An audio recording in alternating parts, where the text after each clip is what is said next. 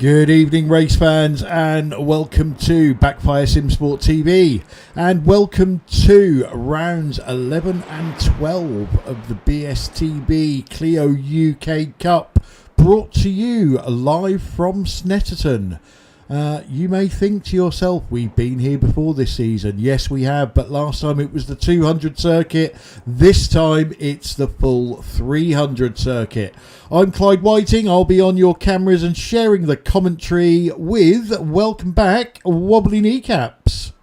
Yeah, thanks. I feel welcome, Clyde. And as I always say, I'm looking forward to this one. Snetterton 300. I just admitted to Clyde, I've never driven Snetterton 300.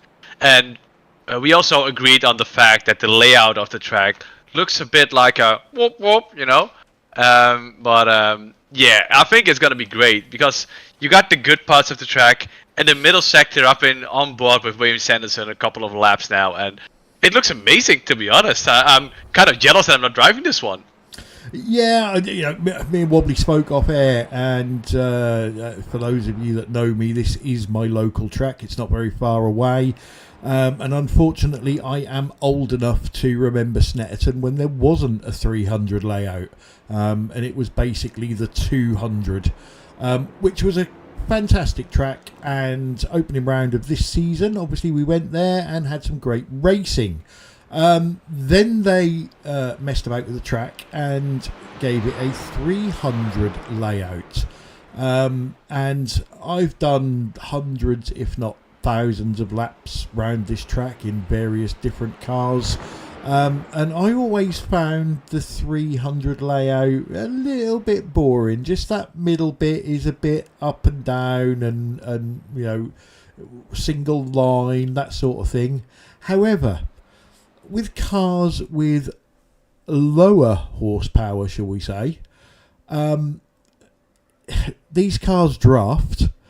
And these corners in the 300 section, I think, Wobbly, could give us some extra overtaking opportunities. Not that the guys have really needed it in this car, but, you know, just a little bit extra, a little bit more concentration needing for defending and that sort of thing. Yeah, I think that we have seen a lot of overtaking on the whole season. We've seen a lot of overtaking in general, but on corners where we didn't expect it was possible to overtake. And this track, this layout, I think it suits it because I'm looking at turn 4, and it's definitely, if you get a good run at turn 3, it's a swooping left-hand, and you go left again, and it's almost like a hairpin. So you will be able to throw it down to the inside and just shove out your elbows a little bit, let the other guy know you're there, and just turn back. And then you got the inside corner for turn 5 again. But if the outside car is somehow able to keep it on the outside, then it goes right again. So I think we're going to see a lot of side-by-side in the middle sector. Yeah, I'll tell you what, let's get on board with Stefan Goebel. I agree with what you're saying. This is one of those tracks, because you've got a straight and then a turn and then a straight and then a turn in this middle section. It can allow for what I tend to call surprise overtakes. A bit like, I know it's your favourite track, Wobbly, at Donington. Oh, it's lovely. At the Crane of Curves, where it looks like it's a single line, but you can literally duck out at the last minute and throw one down the inside of a car.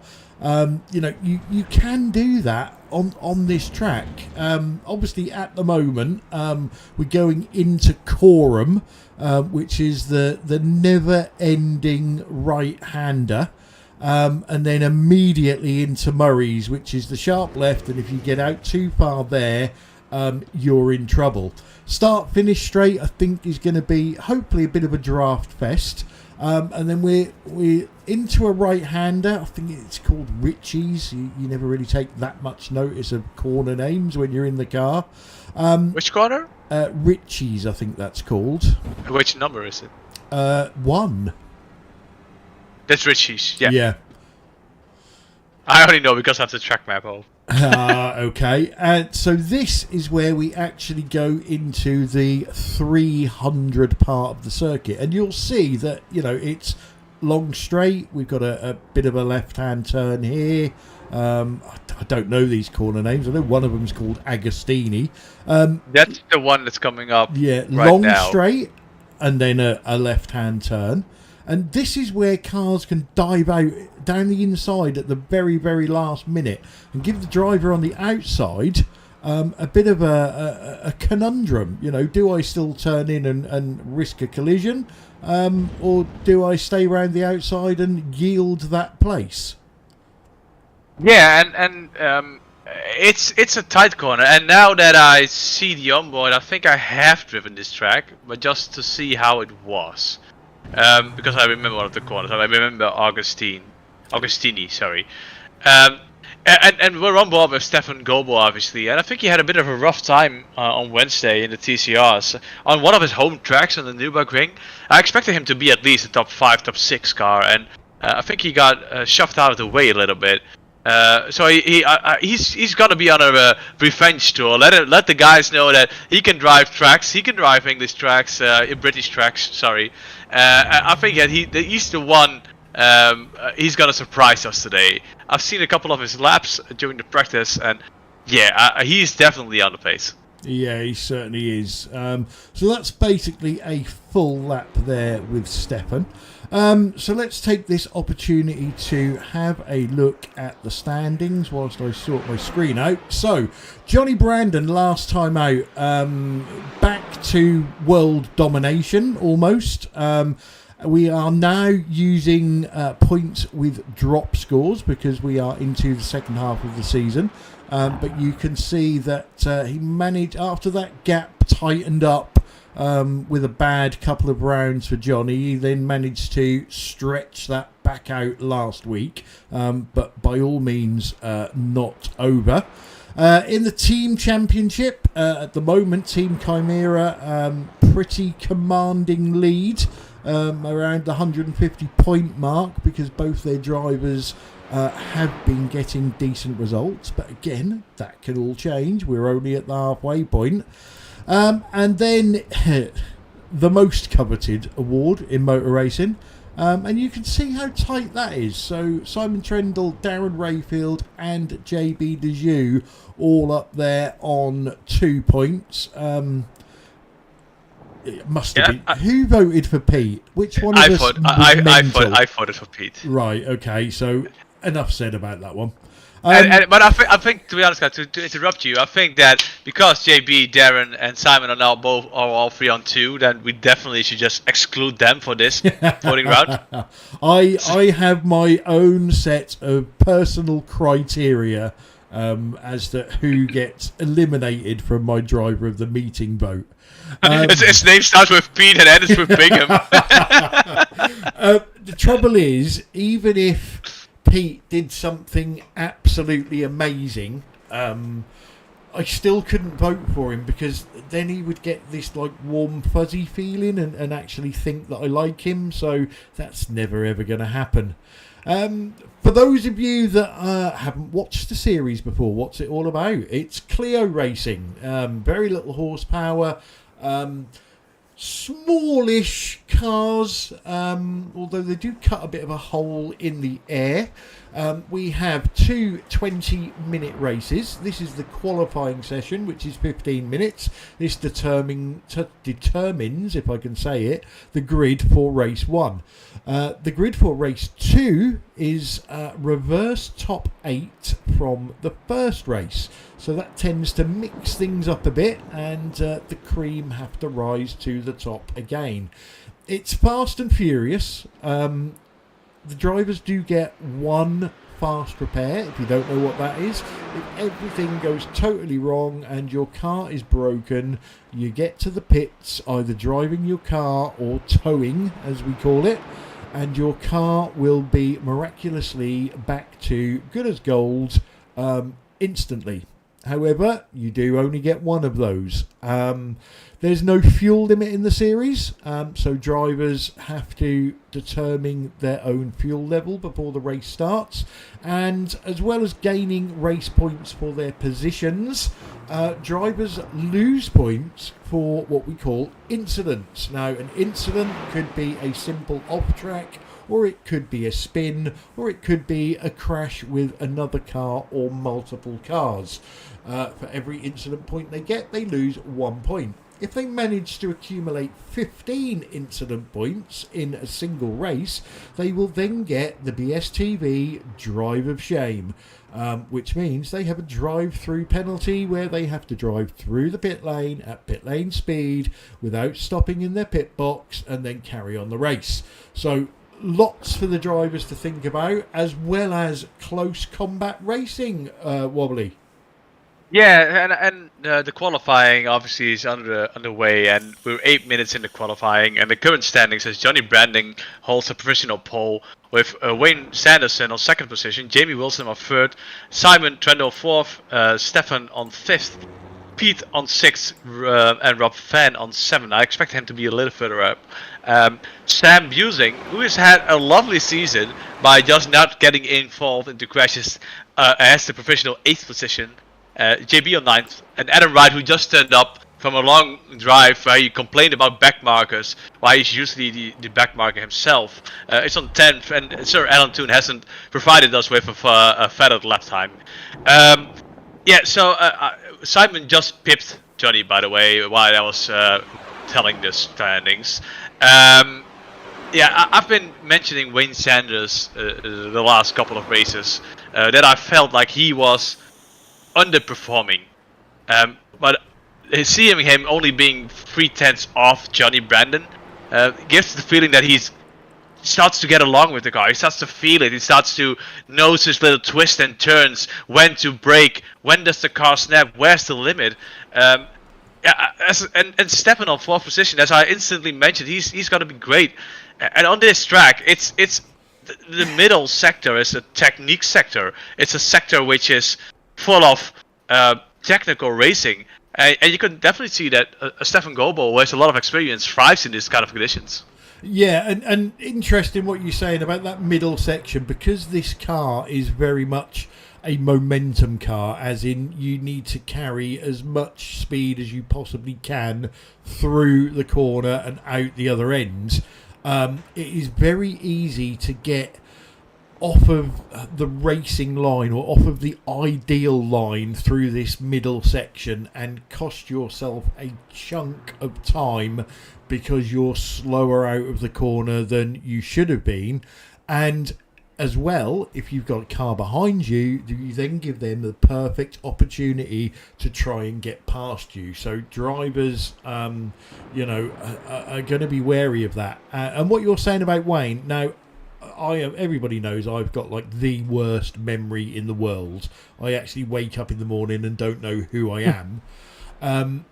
I don't know if he said it in an interview last week, or whether he's mentioned it on our Discord channel, or maybe he even said it to me privately and I'm not supposed to tell anybody. But Wayne is one that has started practicing for this series. And I think it's showing. I also think that this series has been advertised as an arrive and drive series, and it's fun and things like that. We've already announced we think we've got enough interest to do a season 2. I just get this sneaky feeling, Wobbly, that people are going to start taking it a bit more serious in season 2. Yeah, what we are discussing, like right at the beginning, it's an arrive and drive series. It still is. It's meant to be like that, and even in season 2, it's gonna eventually attract drivers. Not to say 60% of the drivers will do arrive and drive, but we were discussing this at the beginning of the season. Once the championship starts developing, people will start taking it more serious. And the difference is Simon Trendle. He said in the interview 2 weeks ago. He sends the car a little bit harder on people than he usually does, and this is the perfect series for that. But I can bet you that he's gonna deny it, but I'm sure he did a couple of laps before we went into the practice session because he was instantly quick in the practice, and you can't do that in a car, which you don't. Well, you can't do that on a track which you haven't driven before. In a car, you rarely drive. Yeah, and I think that, you know, Johnny Brandon is a good old British word here, a smidgen quicker than Simon Trendle most of the time. Now, I think if Johnny Brandon wins this season, Simon Trendle could possibly... I'm not saying drivers are going to put hours and hours in, but Simon Trendle likes to win. So he might start doing a little bit of practice. So that will drag in Jamie Wilson. The BSTV guys, again, you know, they're all using it. It's a bit of fun. Most of the BSTV drivers, or at least the BSTV drivers you see in here, race in all of our series. Apart and they from don't Pete, have talent. Obviously, this is the only one Pete can do because I'm doing the cameras, you're doing the commentary, whereas Pete helps me with the V8s and he does the TCRs on his own. So he might look at this as a, you know what, this is one series that I might be able to take a little bit more serious. And then we start getting new drivers in as well. And because the standard of racing is already so high, they're going to have to get some practice in to get up to speed with the guys that we've already got in the series. So I don't know. I'm really excited about this series and where we and the drivers can take it. Yeah, and I think that we've seen that the drivers who are committed to the league, the same 11, 12 drivers, they all turn up every week. Unfortunately, one of those drivers is Marcus Neal, which isn't here this week, but he's been running, I think, since week 2. And it's a stable group, and it's the second season. I applaud everyone who's joined the series already, just to keep turning up and do this next season as well. Just even if it's for fun, you know. Yes, you like to win. Yes, I like to win. Heck, I was annoyed that I didn't win yesterday in the WTCS, but well, it's still fun to race. That being said, Clyde, we are at the end of the qualifying session. We certainly are. So I will, if I can remember what buttons to press, I will get our grid up. Wobbly will do the grid setting for us to give us time to go through this. So your pole man for round 11 is Simon Trendle from Team Chimera. Johnny Brandon goes off second for XVR. Wayne Sanderson, XVR Oz, goes off in third. Fourth, great result there, or great qualifying there for Stefan Goebel, BTS Esports. Jamie Wilson goes off fifth for Team Chimera. Sixth is the unnamed driver for BSTV Esports 3, I think that is. Seventh is Rob Venn for BSTV Esports.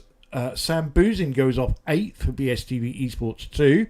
JB Dejoux goes off 9th for BSTV Esports. Adam Wright goes off 10th for BSTV Esports 2. And Alan Toon goes off 11th. And Alan is a privateer in this series. So, let's get that up. Let's see if we can get the track map up for people so they can see where they are, who they are, where we're going. We will try and find... that doesn't look too bad. To show the start, maybe I might even just go back one other car there. And I'm curious if Johnny is gonna try and pip Simon right from the start. Although Simon is on the favorable line, heading for the first corner to the right, and then there's another one, like a 100 super sharp hairpin, 100 degree as well. And is he able to hold them off? I think we're gonna see a Constantina effect, especially in the hairpin. So I wouldn't be surprised if we see a couple of incidents happening in turn 2. Yeah, and you know, as we know, especially with this car, as well as other cars, cold tyres, always a good time to try and make you move, but can go horribly wrong. Lights are coming on. We're ready to go. We're green straight away. Good start They by all- Simon Trendle. But they all got away really They good. certainly did, didn't they? Yes. It seems Alan is all the way in the back, even got a good start. Simon is already defending the right hand side, and Johnny is stucking in, and it seems to be fairly clean. Right behind them, there is Rob Fenn getting into it as well. Simon is still holding the defending line, and you see Johnny Brandon taking a look on the outside line, and Wayne Sanderson is holding back, probably because he's his teammate. Jamie is locking up a little bit behind Stefan Gobo. Which is in the council paint, which is weird to me because probably the paint pack is wrong. It's but not it seems actually. It's not. Don't start. That is BTS haven't been bothered to do a paint. Okay. Oh well, then. Well, I didn't say a thing, but they all seem to get away fairly nice and cleanly. It was a super clean start, and it just all tucked into each other. I thought we would see a couple of wipe side by side, and there's somebody going very wide. I think that's Sam Busing. Oh, Rob Fenn. Rob Fenn, I think, is in the purple car, isn't he? Or Yeah, the pink, as BSTV like to call it. I'm colorblind, so I don't know.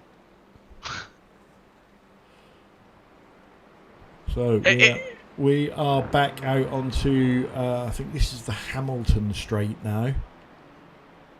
Yes, this is the Hamilton Straight. Well, no, the one before that is the Hamilton Straight. Ah, right, okay. Like in between 4 and 5. This is the Bentley Straight then, I think. Yes.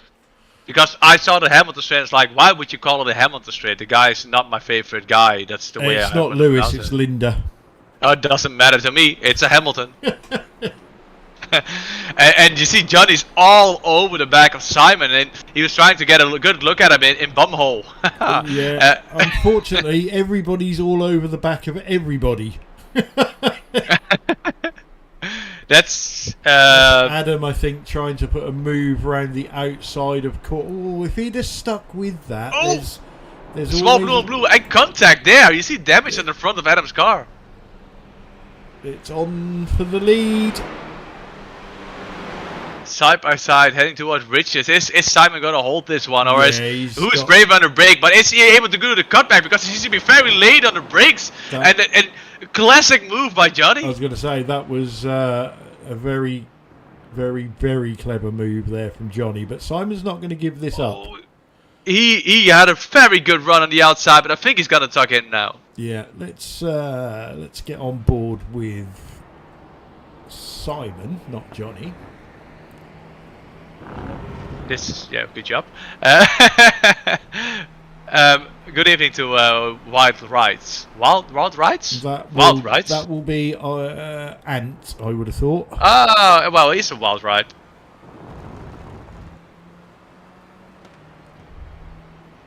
Okay, Simon not really trying anything at the moment, so let's go back there and let's go to this little battle. Ooh. Yeah, that's lovely. This is Adam, Sam, JB, with Rob Venn locking up in front of them. So this is blue on blue on blue, written all over it. Yeah, it is blue on blue on blue on blue. So you can definitely tell that all the BSTV cars are just right near each other. So this is from P6 to P10. Oh no, never mind. That's P7 till P10. Yeah. And Pete is still keeping up with the mid pack. Yeah. Well, this is Wayne, Jamie, Stefan, and almost Pete. Well, Pete is sniffing the toe. You know, he's like, I want a hinge of it, but it's super frustrating to be in that position because you feel all the arrow wash. Even in this car, you feel all the arrow wash when you're like 0.7, 0.8 seconds back. Well, going side by side with Rob Fan and Adam, and locking up, and is he gonna kill? And JB ran into the back of him, and that was all on Rob. But yeah, Rob got that totally wrong. And do you know what? That is our first incident properly in the race. So let's go back and have a look at it. But I think we called it fairly well there. It was all Rob, got his braking wrong.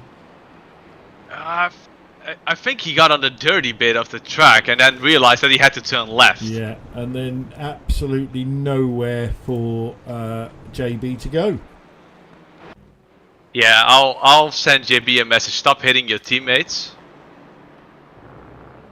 So Jamie Wilson got past Wayne Sanderson, and it looks like it was a little bit of a battle. So let's just have a look at this. Oh, that'll be why. That was a nice save. He clipped the grass coming outside on the curb, got all the way shot left, and probably hit the brakes real hard and turned right again.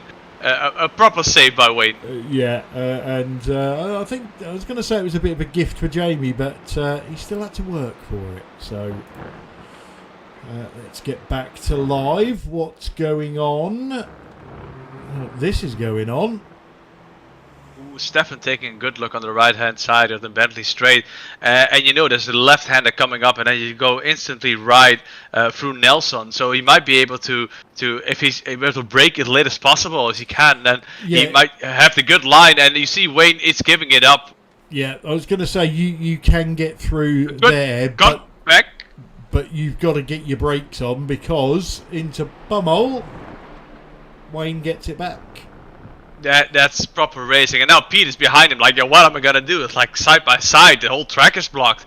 I don't know, and he probably will spear it off to Dunnington.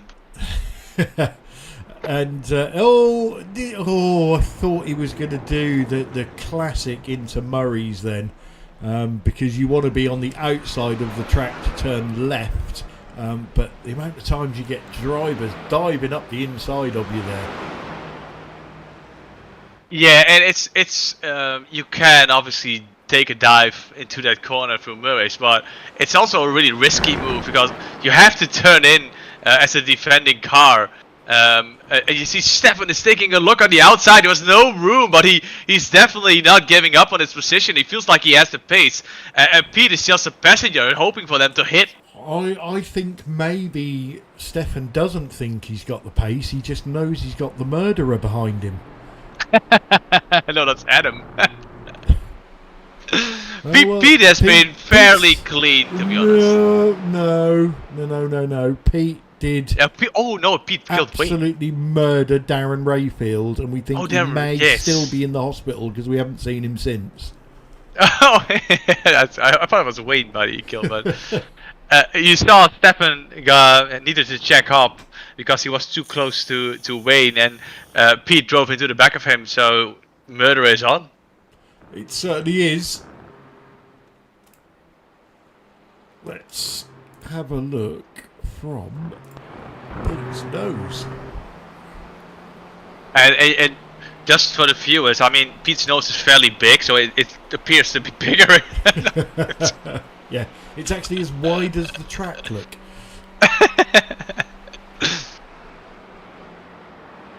Oh, he's missed his apex. Like he's playing the Apex's lava game apparently. Yeah. Pete, you won. And there's always this little bit of dirt on the inside of bomber hole because people tend to clip the grass a little bit, and you gotta think of that. Like especially in iRacing, if everybody clips the grass right there, then super wide from him again, and that gave Stefan a really good run, and Pete has a good run as well. Is he able to follow him through? And I think that the front two runs have completely disappeared, and Jamie is in the middle of nowhere. But this is the fight on our hands for fourth position. And Stefan's got it. Had a good move, and then Wayne did the same thing 3 laps in a row. I know Stefan has gone wide, and Wayne is going to try and send it, but Stefan holds the line, and Pete is trying to get a wide corner, but he's like, I'm not taking part of any of this game. I'm just going to stay behind him. Yeah, Stefan did really well there to make that Clio as wide as possible.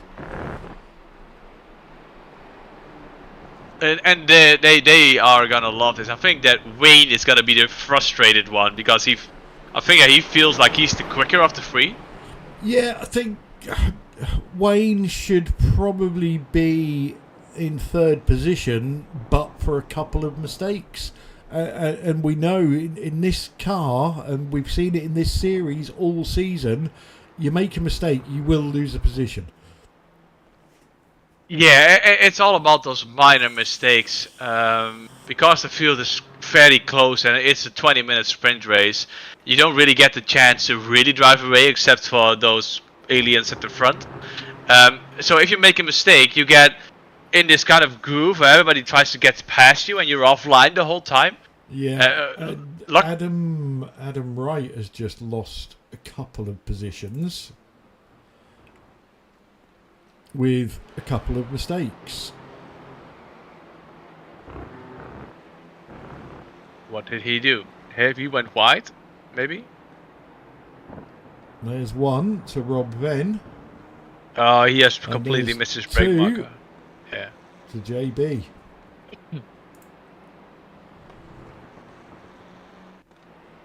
So back to this little battle. Up front, there's a gap between them. So apologies, but we like watching these guys because they're racing. We're racing, Well, and Pete's Pete pushing, not racing. He's showing interest. He's just pushing Wayne forward, and it's actually a smart tactic. Like if you push someone, they take a little bit more speed through the corner. They have to adjust the brake marker, and some drivers don't really notice that fact that you're going like 3-4 kilometers quicker than you should be. Yeah, You're just forcing them into small mistakes. That's right, because your brake marker changes. The amount of times I've done that at Daytona where you've managed to draft somebody and you don't realise you're going quicker, so you need to brake earlier. Yeah, definitely. Yeah, just the smallest adjustment is needed. Like you brake at a certain board, like the 100-meter board, but now you have to brake at like right before it, like 102, 103, just to adjust to those different top speeds. Yeah, and this little battle between these two, Wayne is obviously looking backwards a bit more than he's looking forwards, and it's giving Stefan a chance to put some daylight between himself and Wayne, and maybe even go chasing after Jamie Wilson. Yeah, and the quality lap time that Wayne did was really good. It was on the third position. But I feel like his race pace is lacking a little bit. Maybe he suffered some damage somewhere. Yeah, Pete. I never know if Pete's having a look or whether he's getting lost again. Well, it could be either of them, yeah.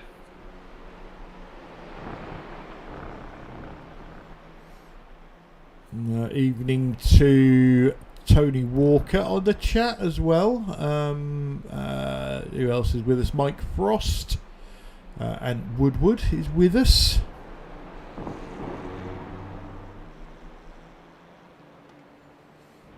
So Pete seems to have backed off a little bit, but he's going to get back with the toe that he's going to get down the straight. Stefan not really clearing off into the distance, is he, Wobbly? So this 3-car battle could be back on. I am keeping an eye on the leaders just in case that closes up. Probably about the same distance in that battle as there is in this one, but we've got 3 cars in this one. Yeah, I think that it's all about these three, Stefan, Wayne and Pete. They're all about, they keep making tiny errors, which they get spread apart, and then one makes an error and then they get concertinaed again back to each other. Because now you see Wayne locking up, and now Pete is still showing interest on the inside. And this was the run we are talking about. Oh, and he just didn't get the good exit that he wanted to on the Hamilton straight. Had to duck out of it, didn't he? I'll tell you what, let's go on board with the Bingster. As he keeps getting close to being able to make an overtake. It almost seems, Clyde, that he's better under braking than Wayne. But Wayne is making small mistakes on the exits, and that is what keeping Pete into the battle. Yeah, let's just watch Pete through this bit. But we have had a crash. Well, SDK says we've had a crash, and Crashy Driver ended up jumping into the pits for a fast repair. Was that Adam Wright? Could have been. Let's have a look.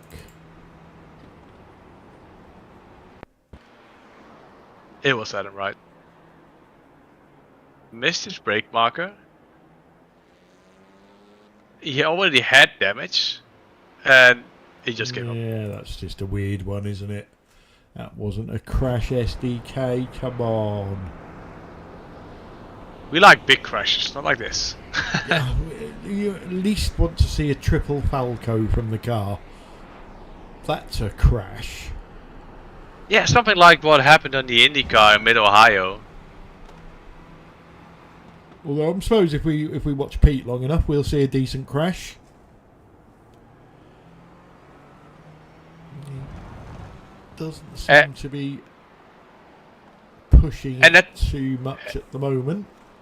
At the front, I've been watching that gap, and I feel like Simon is slightly, slowly, super slowly trying to get a little bit closer, but well, not like that. Yeah, I think we could safely say that Simon is giving it full beans to try and get into a position where he can try something on Johnny. I say Simon is such a smooth driver, but because this series is a bit of fun in quotation marks, he really is throwing this Clio about, and he has done in nearly every race, and Pete's got a chance here. Another small mistake from Wayne. And is he able to keep the outside again? But I think that Wayne is being Stefan, and he couldn't because he got his braking totally wrong. Oh my God, Pete! Oh! Okay, okay. So that's that little battle over for a little while. So let's go back to the leaders. So we always see Pete doing something like this during a race, and if he managed to clean up his act with doing these kind of weird mistakes, then he's gonna. Well, that he could have maybe even gotten P5. Although maybe it was a smart move because the reverse grid is P8, so we got Rob Van proficiently on pole and Sam and Pete right behind him. So it might have been a power move. Yeah, it could be. You never know what goes on in that small little pea brain, do you? Evening to old man O'Connor on the chat. He says Brandon is lucky. Yep, can't disagree with that. Yeah, we consider all our winners lucky because they're running in a BSTV league. So yeah, actually, you win it. Lane is a driver that I would like to see in this Clio because it's slow, like him. It might suit him very well. Well, I don't really know Lane, but I bet he's quicker than you. Not a hope in hell. I'll race him any day. And it seems that Simon made a small mistake, a small error, which gave Johnny a big advantage. And if we look through the field, like how the gaps are spread, it's almost like we're looking at a Formula 1 race at the end of the race now. Everything is like a second or two, second or three, and it's spread apart. Oh, that was just JB having a little excursion.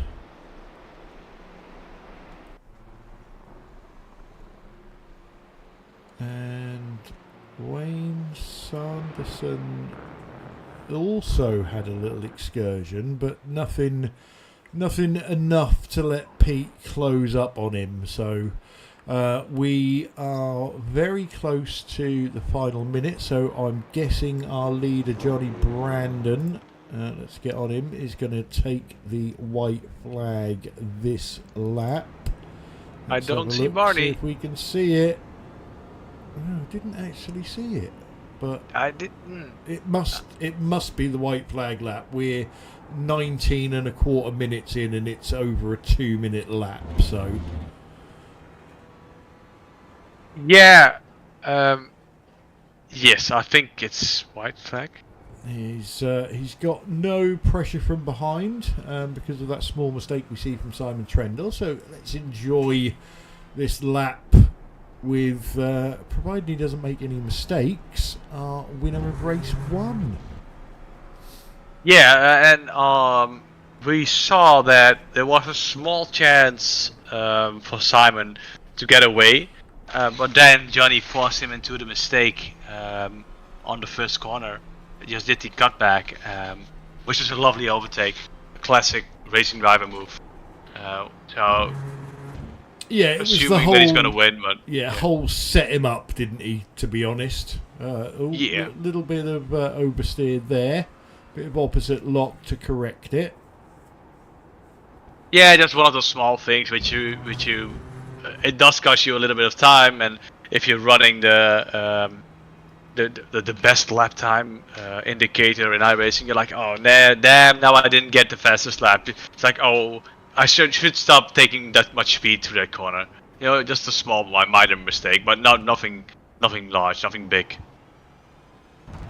And Lane says he won't drive a car with front-wheel drive. It's the devil's work. It's amazing how many people say that to me, and then they drive a front-wheel drive car and they go, "Ooh, this is fun." Well, especially because of the capabilities to save the car if something happens. Yeah. Plant your right foot to the floor. So Johnny coming up on the last straight, we don't see any flags being waved. Apparently that's just a thing over here. Yeah, we can't afford flags in Norfolk. No, that's just, well, yeah. So Johnny came in first, Simon came in third, second, Jamie Wilson came in third, and then after behind him it's like Stefan Gobo had a really good result. Wayne Sanderson had a lot of small issues on the exit, but still managed to keep P5. Pete Bingham coming in sixth after a big mistake. Sam Busing seventh. Rob Van, after colliding with his teammate JB Dejoux, comes in 8th, and JB comes in 9th with minor damage at the front of his bumper. And we still see driving Alan Toon. We haven't seen much of him this race. He didn't really set a good qualifying, so I think this is just one of those off weeks for Alan, where he didn't really have the time to practice the car and track combination, because he's been quite on it for his standards lately. But he had a lonely race, but he probably had a blast. And 11th place is Adam Wright, because he bailed out. He certainly did. So let's get the official result for race 1. And your winner was Johnny Brandon for XVR. The Team Chimera brothers, second and third, Simon Trendle and Jamie Wilson, respectively. VTS Esports and Stefan Goebel in fourth, with Wayne Sanderson fifth for XVR Oz. Then we have, I'm going to say my favourite word again, a plethora of BSTV Esports drivers. Sixth, Pete Bingham. Seventh, Sam Boozin. Eighth, Rob Venn. Ninth, JB Dejoux. 10th was Alan Toon, the privateer, and Crashy Wright was 11th.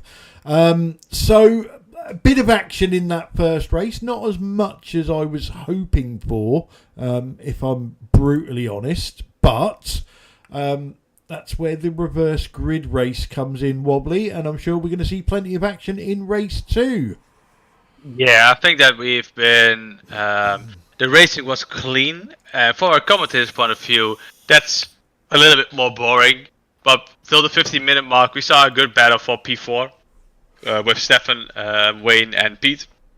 And I think we're going to be treated with a blast because it seems like Stefan, Jamie, and Wayne are pretty much on the pace, and even Pete. So I'm curious to see how Simon and Johnny are trying to get through the pack. Yeah, I am already looking forward to race 2. But in the meantime, we will treat the viewers to a couple of videos. Enjoy.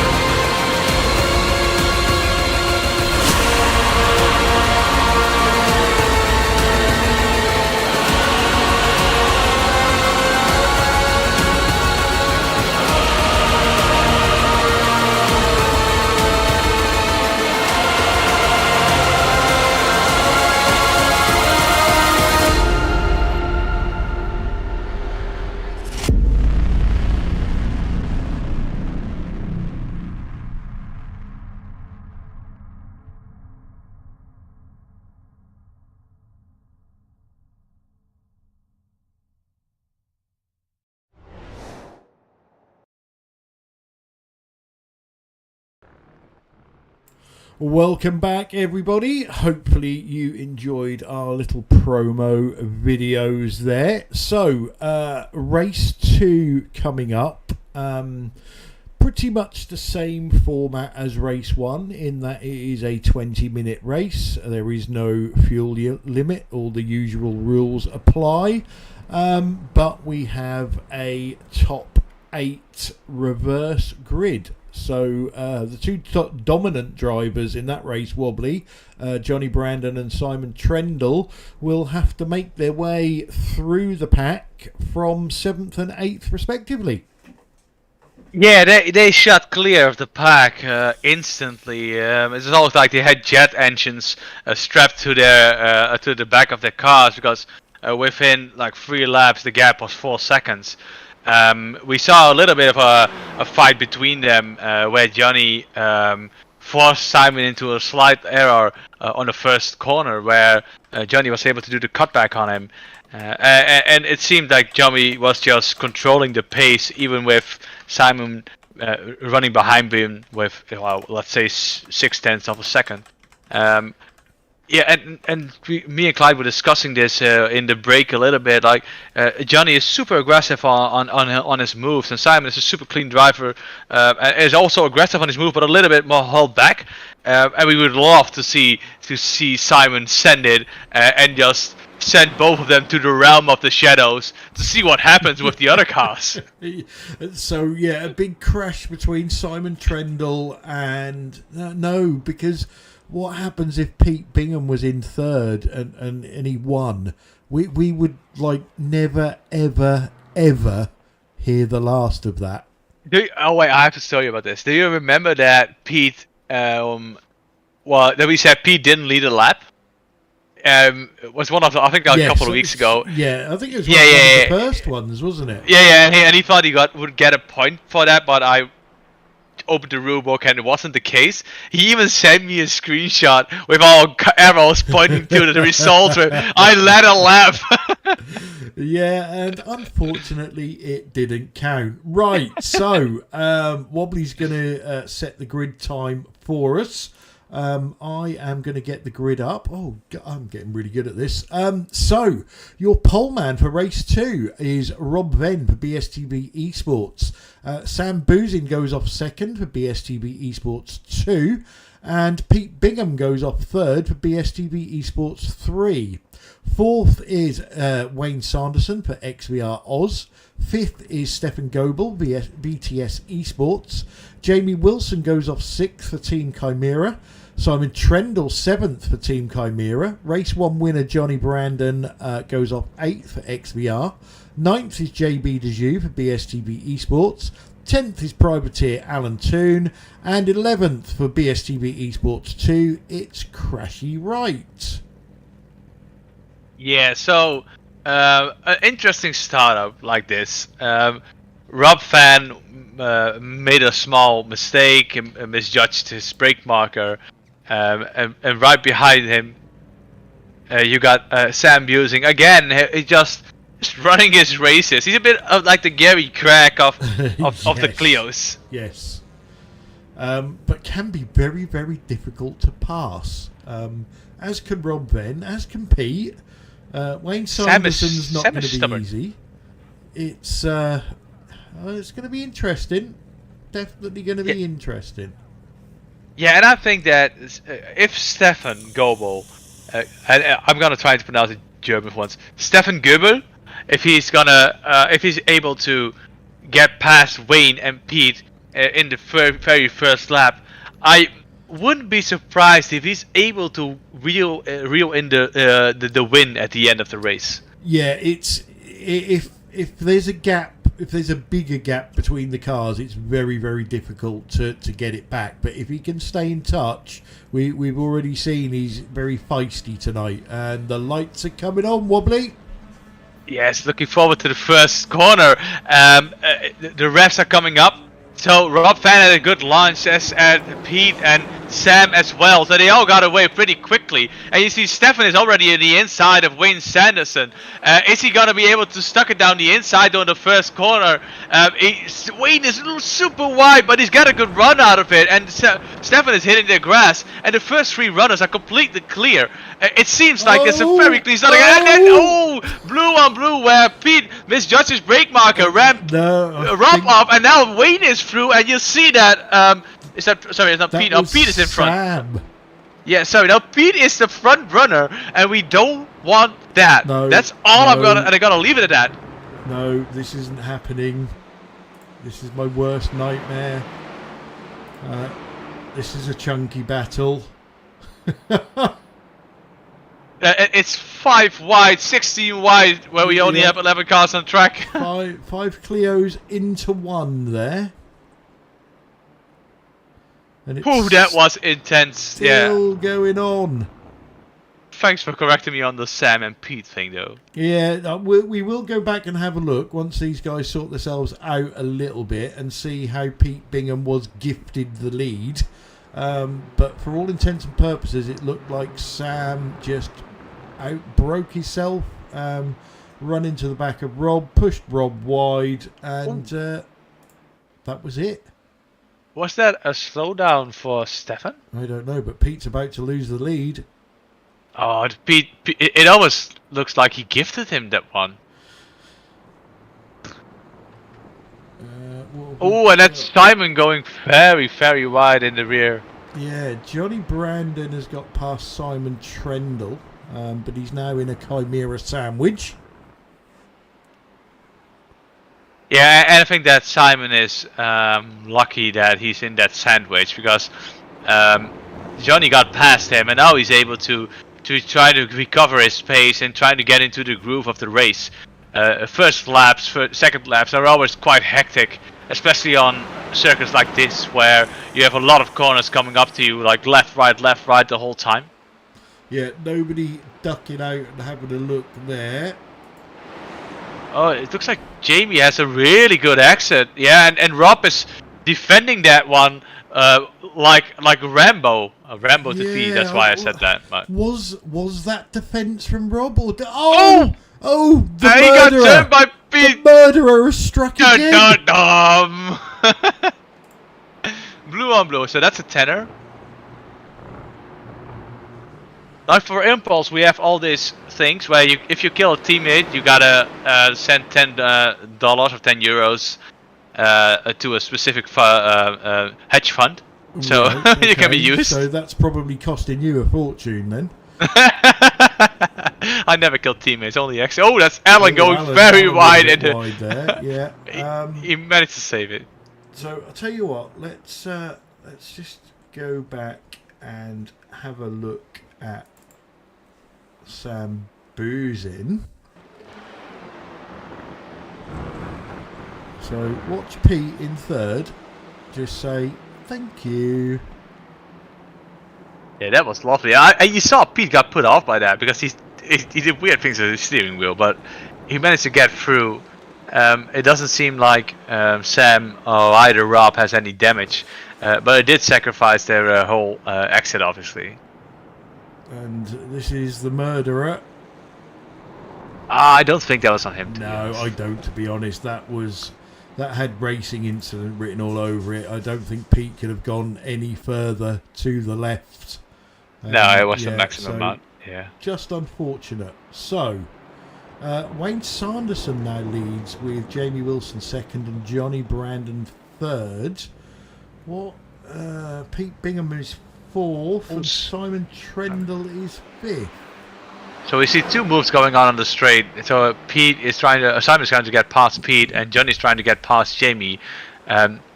If I was Simon, I would. Oh, he's doing the same move again, but Jamie closed the door. Yeah, he totally shut that door, didn't he?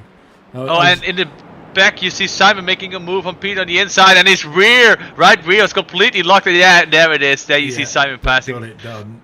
Got it done.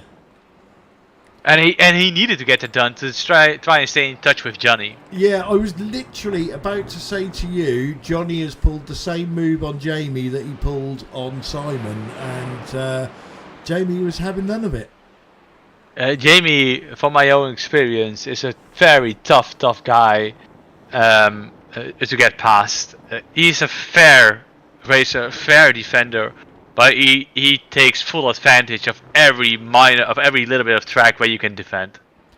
Yeah, there's a good little battle going on here. These two kids swapping places. How did he save that? That was lovely.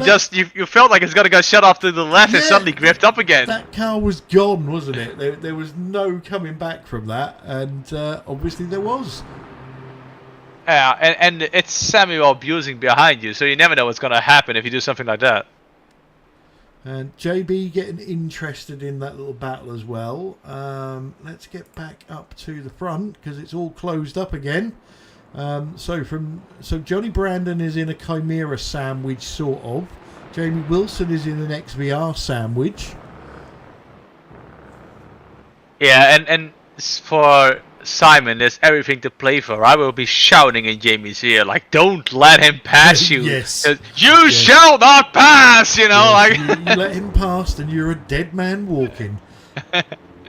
Oh, it looks like Johnny has a good run, though, but it almost seems to stagnate halfway through the... and Wayne is pulling out all of the weaving moves as well.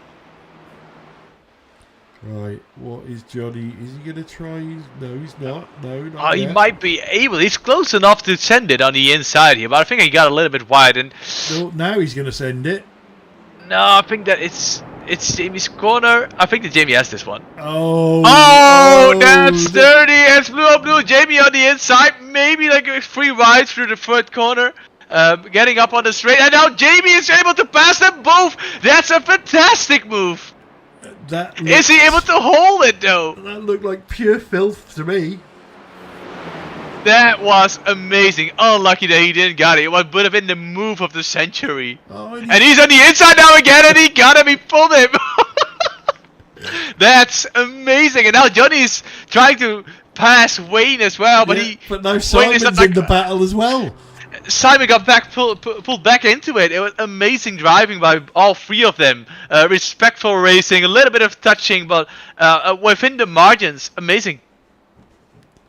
Yeah, so all change at the top, but this is going to be a proper team battle for the next... Oh! Blue on blue! Blue on blue again!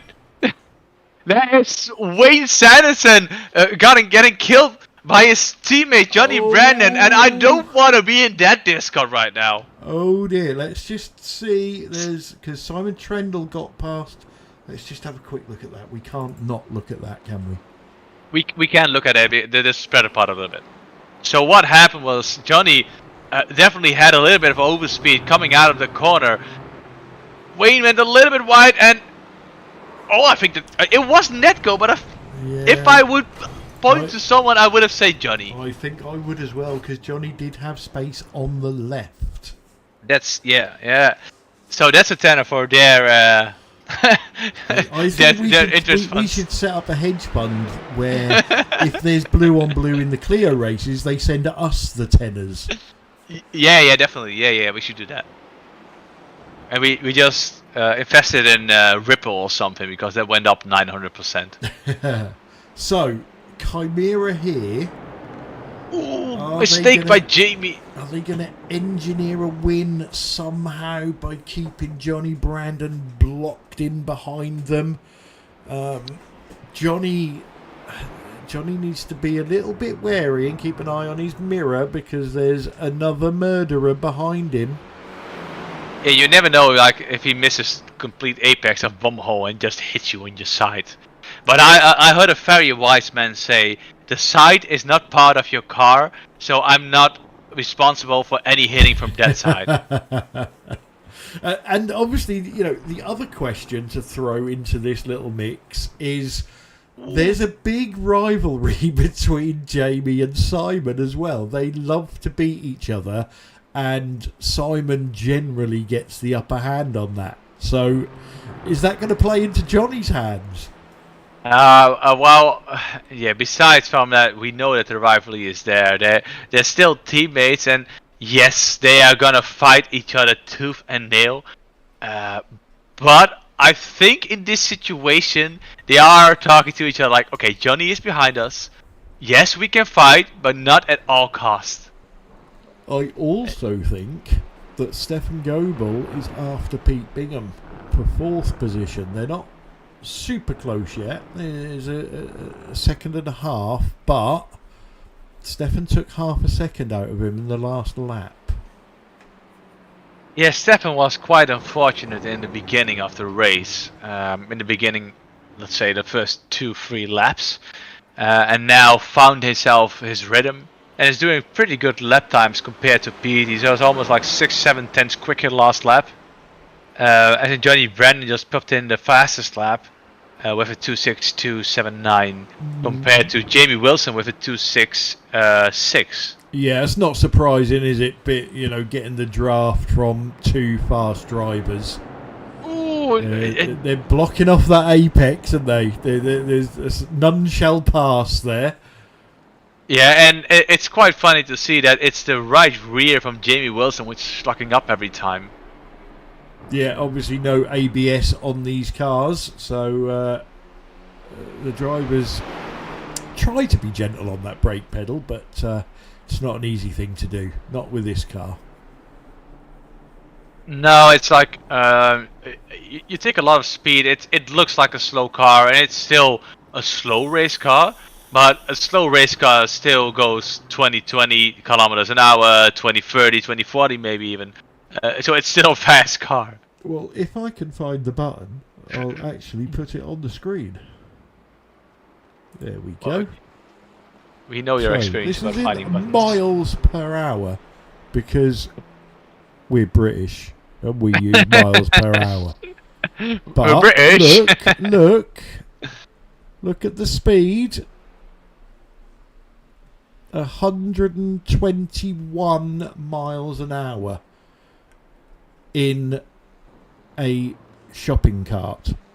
In a small Clio on a small straight. So for Donington, where you have next week you have all fast corners.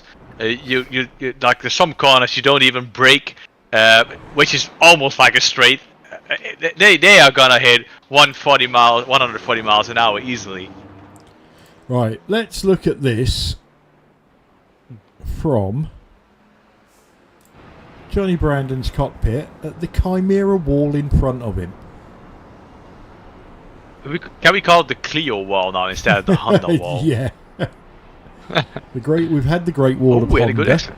Yeah, the Great Wall of Honda. Yeah, he had a good exit, and you could tell that Simon is experienced enough to realize that he's looking in his mirror. It's like, okay, Johnny had a good exit. My exit wasn't bad, but at least was worse than his. So I need to take the defending line.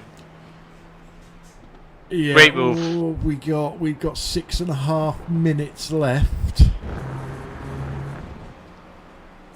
And like you gotta be within 0.1 seconds to do a dive. And again, you see Simon just slightly moving to the left without really sacrificing his exit, but just making sure that Johnny is not able to do a move. And now Johnny's trying to show himself in the mirrors, and Simon is not responding on that, because on this corner it's quite hard to do a dive because it's quite a quick corner. And if I look at how the guys are driving, you can tell that Jamie is definitely struggling with the pressure from Johnny and Simon behind him. Yeah, it's, I don't know, it's a bit strange. I'm 99% sure that what I'm about to say is not true, but it looks true that Simon is running the perfect rear gunner race for Jamie. It's and Jamie. It just I mean, doesn't fit with that team. Simon is the buffer between them. Simon is the buffer between them getting a 1-2 or getting a 2-3. Yeah, I think Simon's in a tricky position in that he's probably totally proved me wrong now, but I don't think he can win the race, because he can either fend off Johnny and Jamie wins, or he has a go at Jamie and Johnny gets past both of them. Ooh, but that looks like a very good exit, and now Johnny's a little bit off, so if there's any chance to do so, then this was the one. If there was any team orders going on there, like, let me win, this was the moment where they could have done it. Yeah, I don't think there's... I think the only real team order in Chimera is don't take each other off. And even that doesn't work all Johnny? of the time. Johnny's taking the rally route? Yeah, Johnny's trying to find some speed on the grass. And there are other battles going on track.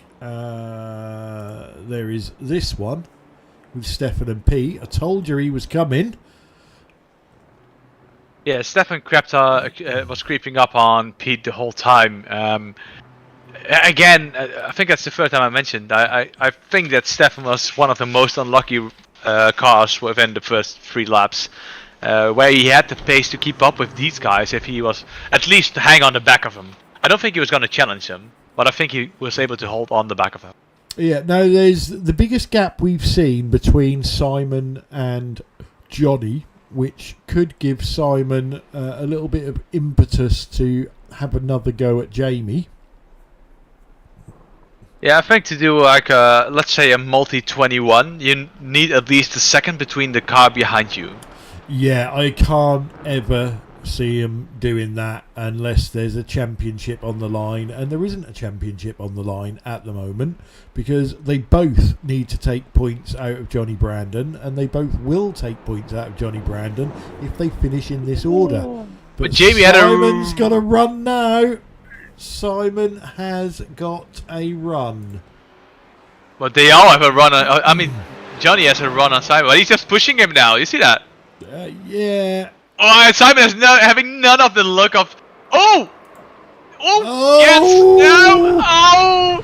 Boys, what are you doing? You're ruining it! That looked like, to me, Jamie Wilson went wrong slightly. Johnny went wide a little bit. Yeah, that's. I don't I know think whether this that will show us anything. Oh, yes, it will. I think Simon hit him. Simon was definitely pushing. Oh, yeah. He hit him. Just Oh, boys. Well, to be fair on Johnny, he was patient. He didn't do anything dumb, and he capitalized on their mistake. Yeah, that's another tenner coming our way. Our hedge fund is getting bigger. Retirement looms. Right, so it's.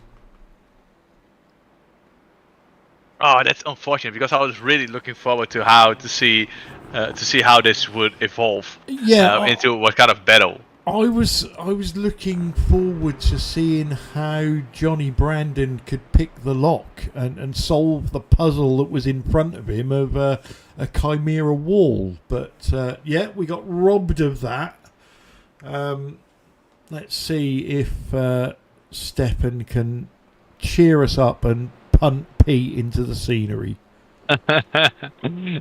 Yeah, I think that's a good comment. Who needs competition when you gotta have teammates like this? Yeah. Now I know who. Help me out, is. Clyde. Remy Bo. I know the answer to this one, and for the life of me, I can't remember. So Remy Bo, just tell us your name because we forgot. I remember as well, but I can't find it in the drawers in my head. So the closest battle on track is now Stefan Gerbo and Pete Bingham. There's this one as well. JB having a go at Sam Boozin. Oh, Spencer. No, it can't be. It can't be. It's the quickest TCR driver that won a championship. It's got to be Spencer because he has quickest TCR driver rules him out. We all know Pete's the quickest TCR driver. I always forget. Right, yeah. Where are the leaders? Because I think this is the white flag lap. I will keep an eye on the gaps between other cars, just in case. Because this isn't over at all. Can you stop doing this on the last lap so I can at least concentrate on the leader? So if I would have been in Stefan's situation, trying to get fifth, trying to get past Pete, I would definitely just, and I'll be honest, give him the slightest of nudges to just get him out of control, get him out of focus, just to get past him. Well, Pete will be sweating like a fat boy in a sweet shop at the moment. he's trying to going on the inside, and Pete again is just leaving the door completely open. Done and dusted. Looks like we're going to get another double win for Johnny Brandon. He's round Coram. He'll be into Murray's. And then he'll be up the... Ooh, what is it called? Senna Straight, I think. I don't know, to be honest. This is one of the ones I don't know. Senna Straight. No, they keep changing it. So, another win for Johnny Brandon with Simon Trendle second. And... Jamie Wilson mugged by his teammate. It's the Senna Straight. Yeah. You were right. Senna Straight. I should know these corner names, but I've been to sleep since the last time I've been to Snetterton. Oh, hello, JB. Hello. Jimmy's trying to get to the pits in the fastest possible, quickest possible way. Oh, he kept it on track. So Adam Wright didn't even start this race. Alan Toon, 8th position. Yeah, so he beat Rob Fenn and Wayne Sanderson because they got into an incident, but still 2 positions up from his starting position. Yeah, Wayne murdered by his teammate. Rob Fenn murdered by his teammate. Jamie Wilson murdered by his teammate. It's the night of the team murders. There's been a lot of murder tonight, Wobbly, I tell you. There's been a murderer! We should maybe change the series name to the Serial Killer Cup or something like that. It would have been lovely. I see Doughboy mentioning like 25 cars would be wild. Yes, that would be wild. And I think that if we get 20 cars on the grid, that would have been the perfect amount of cars. So, and with the turn-up participation of all the drivers who signed up, we're definitely looking forward to a second season and getting even more cars involved and trying to get to 15, 20 cars and see the havoc appear on ourselves. And me and Clyde trying to make sense of it all, which we can't. So that's going to be lovely. There would be absolutely no way that we could follow the action. Definitely not, but it would have been a great watch. Okay, so that is everybody over the line. So let's see if it's going to let us show anything yet. Oh,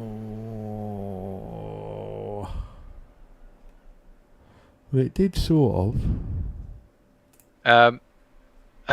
One mention, like, because next week is Donington, and I know that it's Spencer's favorite track because he raced on it last week, which he did an amazing job on. So I expect you to be there, Spencer, same as your teammate Sam. So we get 15 cars on the grid.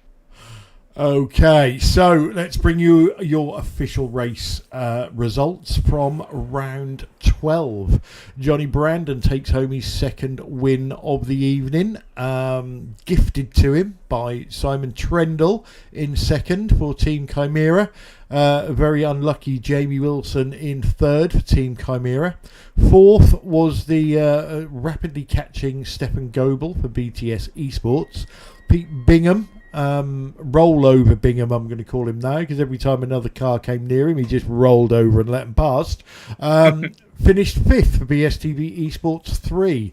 Sam Boozin was sixth after murdering his teammate on lap 1, BSTV Esports 2. JB Dejoux was seventh for BSTV Esports. Alan Toon, the privateer, was eighth. Wayne Sanderson, another driver, murdered by his teammate for XVR Oz in ninth. And Rob Venn, murdered by his teammate, BSTV Esports in 10th. Adam Wright didn't take the start. So we said we wanted some action.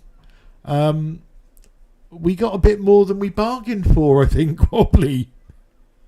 Yeah, we wanted action. The first race was an amazing race. Being said that there weren't many big mistakes, there weren't many big incidents. So from a racing driver perspective, it was a great race. For a commentator perspective, it was fun to watch, but it could have been better.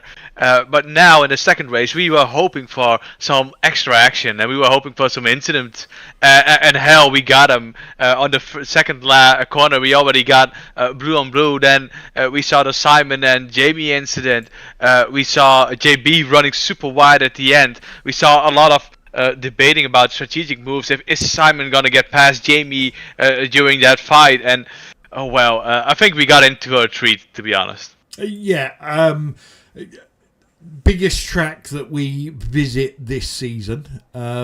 So it was always going to be one of those, is it going to work, isn't going to work? And I don't think there's a definitive answer, to be honest. I think we got some very good racing on a very big track. So, yeah, hopefully we'll see what the drivers thought of it. And in the interview waiting room, I'm going to drag him in straight away because I'm hoping he's still going to be angry.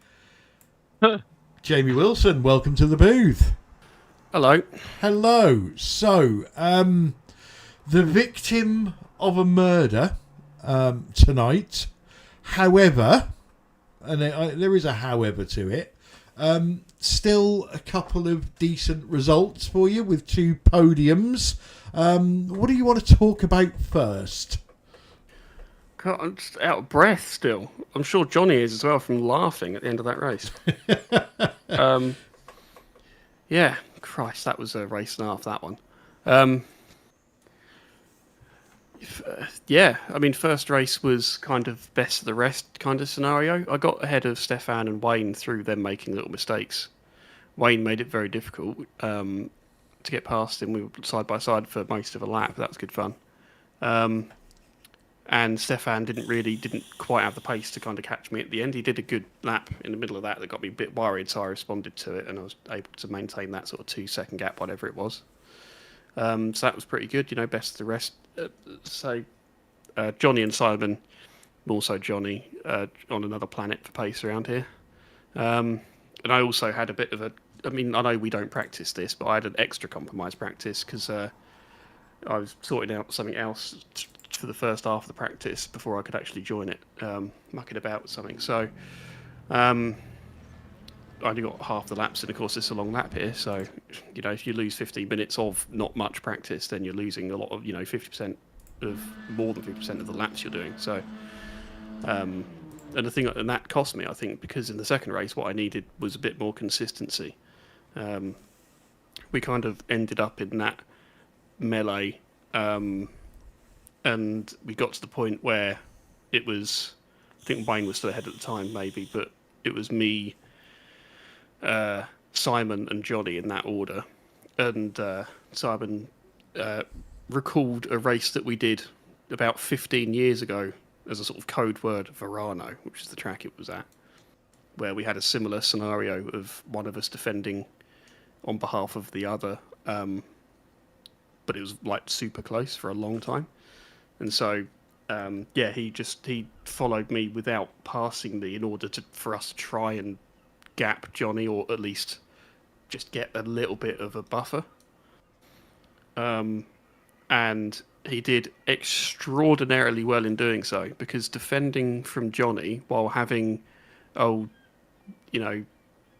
Doris out front driving slowly, i.e. me, but being able to achieve both those things and judge all of my little micro mistakes I was making and all that kind of thing is an immense level of skill from Simon. So, but it just slightly misjudged it into turn 1 at the end there, trying to look through the car.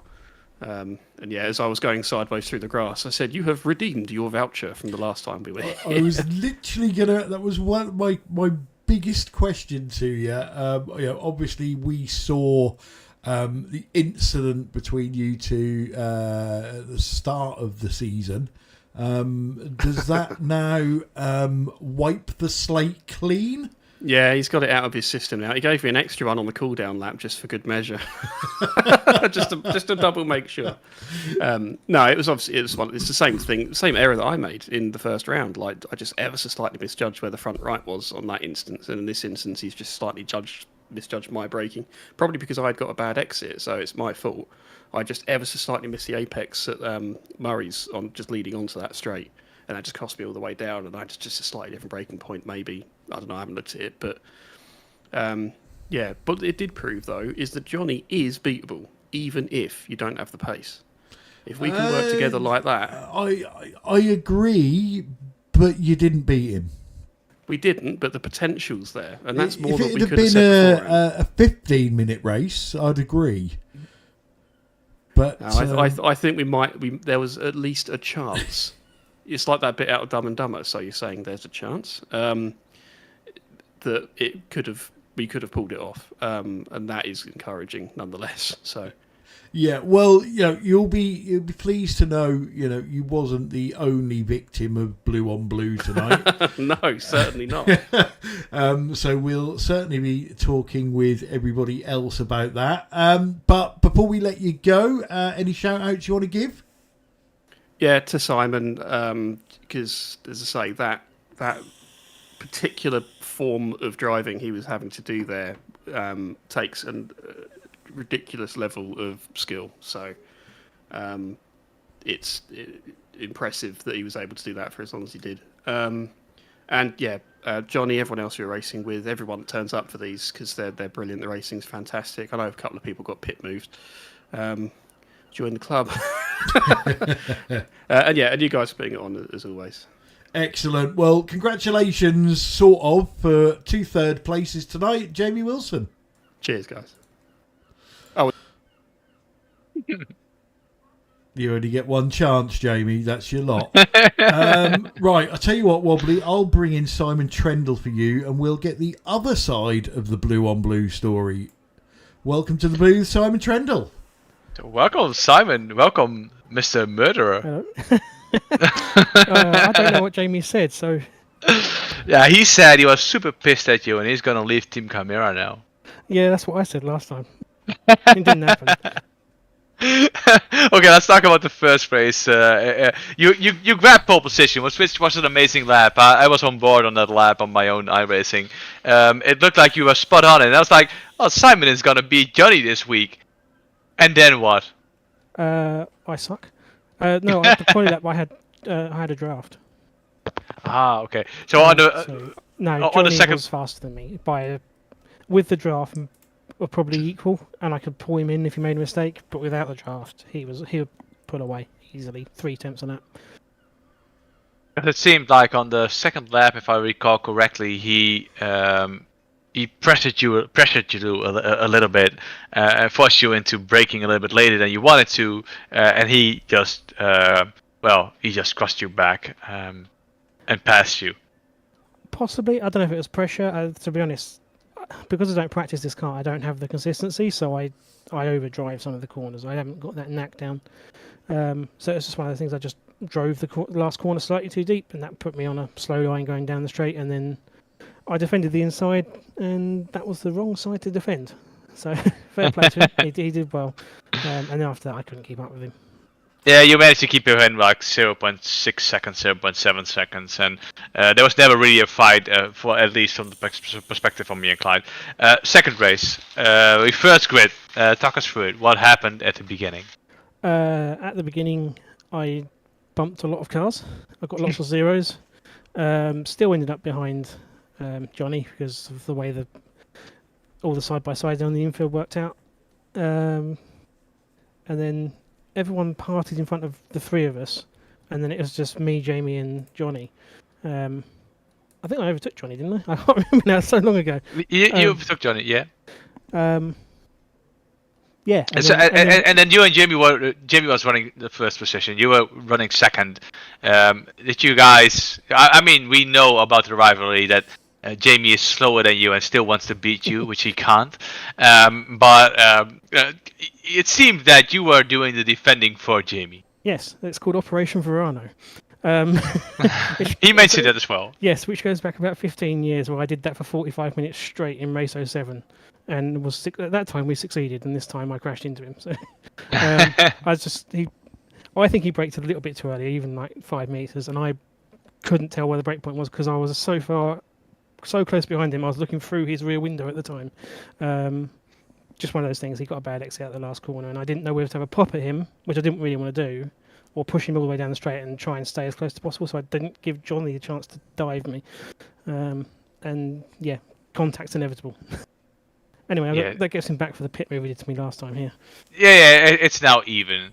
And I'm including just the one on the cooldown lap as well, which was hilarious. and he mentioned that as well. So, I'm curious. I have one more question. What would have happened if Johnny was a second? That you guys were driving away for, like, he was a second back? Would you guys have did a multi 21, or would you kept it like this? Well, we wouldn't have multi 21'd it. Probably I'd have fought him for it until Johnny caught up, and then we'd probably decide what to do then. But yeah, I don't know. Maybe I'd have had a pop at him if he had a. I'd make a move if he made a mistake like he did when I crashed into him out of the last corner, too slow out, and maybe done him into turn one. But otherwise, I wouldn't have taken any low risk moves. Not worth it. Fair enough. Happy with the result in the end? Well, besides from killing your teammate, letting Johnny win. The result is that I had fun, so that's fine. I don't care where I finished. Fair enough. So, anybody want to thank? Yep, you guys, but not wobbly, obviously. Yeah, obviously. Everyone who's still turning up, because these are great fun. The reverse grid's mental. That first lap was crazy. Yeah, we don't have a league sponsor, do we? So I'll make one up. And actually, no, one from Top Gear, Arse Biscuits. There we go. Well, thanks for them then. Bye. Good having you, mate. Okay, so I suppose we better bring him in. It's double race winner Johnny Brandon. Welcome to the booth. Yeah, congratulations and go. Bye. Bye. Right, so race one. You pulled a hell of a move, or it looked like a hell of a move on Simon Trendle. Looked like you properly set him up. Looked like it was maybe even planned in your mind that was how you was going to get past him.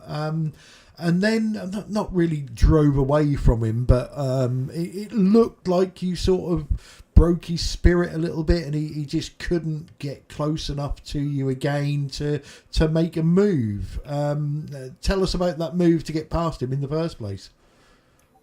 Yeah, that's pretty much it. I mean, I was trying to do that into turn one, but it doesn't mean it's going to happen because it relies on him because he was narrow. You know, I tried to do the same thing to Jamie in the next race. Yeah, we saw and that. He was totally aware and just slowed down enough to block the inside. He knew what was coming. Yeah. But Simon tried to carry the speed and allowed me to get back to the inside. So yeah, I was quite pleased with that one. It was a good move. I was quite surprised I pulled away from him a little bit. If you start pushing too much in this car, you just cook. It seemed you could cook the tyres quite a lot around this track, and then it just got exponentially worse on the fronts. Yeah, so we did a little onboard with you at the back end of race 2, and it really looked like I know front wheel drive cars tend to understeer anyway, but it looked like it was really hard work. Yeah, I was in trouble at the end of race 2, and again, that's just I went off on the grass once, and that was it for the rest of the race. The next 3 laps or whatever was left, the fronts just did not want to turn. Okay. So yeah, it wasn't all done and dusted. I was checking my mirrors for the last lap for sure. And then race 2, obviously it's going to show up as another win, but you had to murder a teammate, and you had to rely on the Chimera boys murdering each other. Well, is that not what teammates are for? I'm just doing what everybody else does. Yeah, unfortunate that with Wayne, wasn't it? Yeah, I thought it was a bit netcody or something because I had a run and tried to sort of go straight on the left, and I thought I was staying left, and when we looked at it in the replay afterwards, I didn't stay left. Yeah, I started drifting right, and pretty much deliberately quarter panelled him by the look of it. But that wasn't what was going on in my head. Well, So, you'll be pleased to know that feel pretty bad about that one. old man O'Connor blamed you for it before it even happened. It was definitely my fault. Yeah, pretty bad. And then the battle with the Chimera guys, we thoroughly enjoyed it. And at one point, it looked like, if you could get into the middle of them, then you could probably get into first place. And then it looked like maybe you was either trying to save some stuff on your car, or you'd run out of ideas on how to get past the Chimera wall. And then they decided to kill each other. That pretty much sums it up. Yeah, it was. I don't know why. For some reason, I had really good pace tonight. More so than other weeks. I think for some reason, I think I just like Snetterton. I think it just suits me. But I had a lot of pace tonight. Yeah, not sure why. But I could not get past that brick Chimera wall for love nor money. And I think they knew exactly what they were doing. Oh, they did. They've already admitted it, yeah. And they were doing a bloody good job of it, right up to the point where they took each other out and left the door wide open for me. So, yeah, I was very relieved, because if that didn't happen, I don't think I was getting through there. It was, like I say, I had very good pace, but to try and...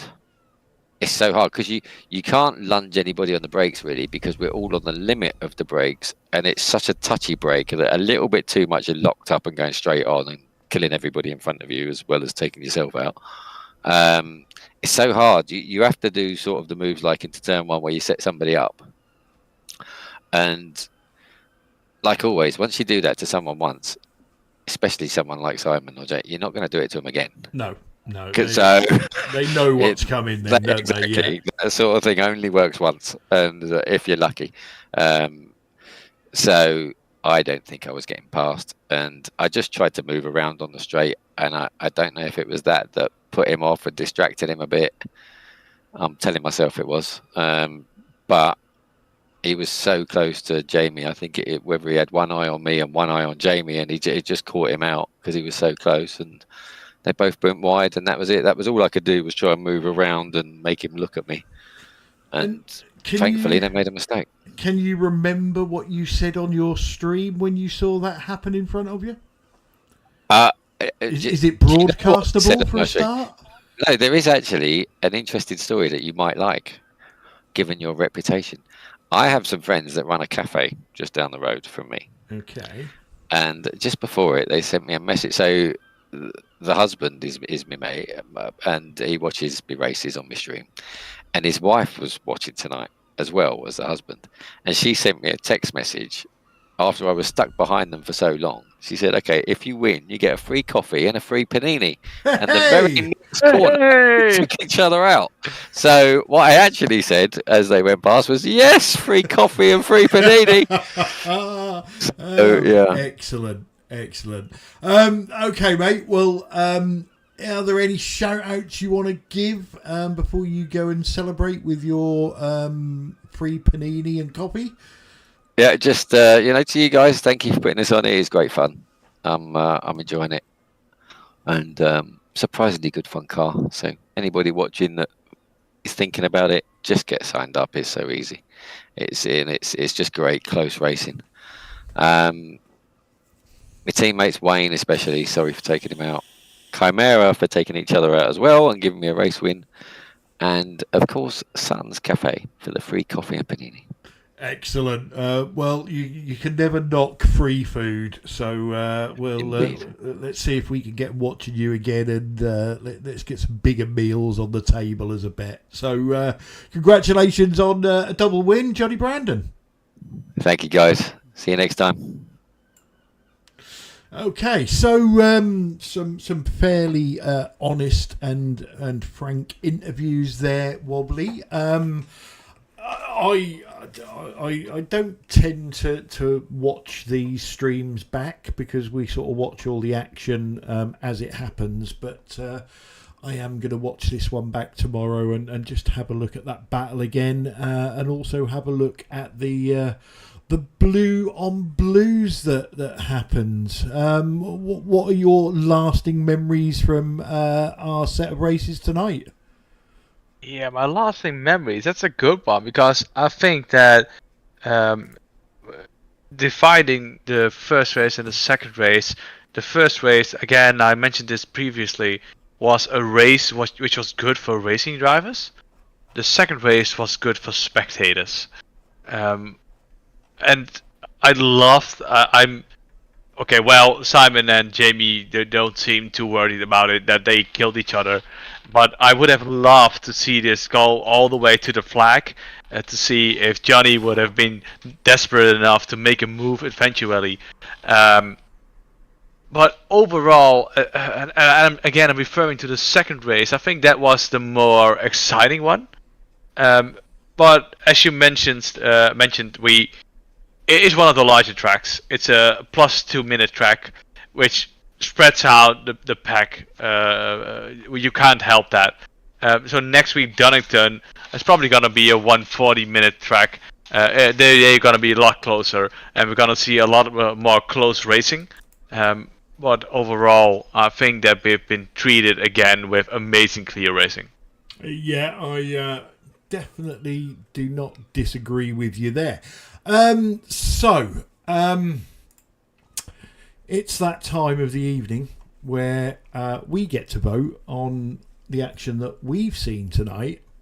And the drivers are obviously all watching this now because they're all desperate to win the driver of the season.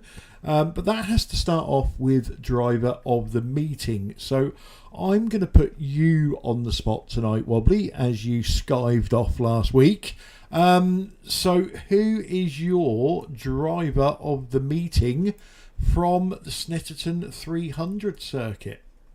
Yeah, if I would go, I mean, I don't have anything against going for a winner because, well, Johnny, he deserves it. He deserves my vote, but he's not getting it.